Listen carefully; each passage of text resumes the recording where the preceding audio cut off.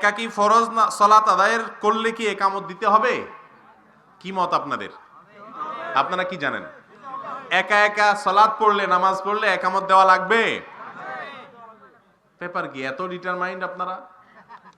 Sure লাগবে? এর পক্ষে যারা আছে হাত তোলেন।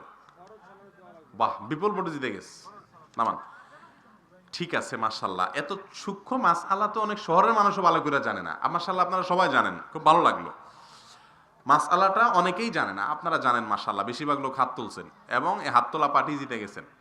সেটা হলো, নামাজ যদি আপনি ফরজ নামাজ যদি পড়েন, ফরজ কথার কথা জোহরের মসজিদে জামাত শেষ আপনি একা একা পড়তেছেন, তাইলে উত্তম হলো একামত দিয়ে এরপরে নামাজ শুরু করা এবং ইমাম সাহেবের মতো জোরে জোরে তাকবীরগুলা দেওয়া। কথা কি বুঝাতে পারছি? কেন করবেন এটা বলেন তো? কারণ আপনি একা একা যখন নামাজ পড়তেছেন এই নিয়তে জোরে জোরে পড়বেন যাতে আপনার পরে কোনো মুক্তাদি যদি পরে আসে সেও যাতে আপনার সাথে এসে কি করে, জামাতে শামিল। সে আপনার পাশে দাঁড়ায় গেলেই জামাত শুরু হয়ে গেল। বুঝেন নাই কথা? আর যদি ৩-৪ জন মিলে হয় তাহলে আপনার গায়ে এরকম টাচটা করে পিছনে দাঁড়ায় যাবে, ব্যাস জামাত শুরু হয়ে গেল।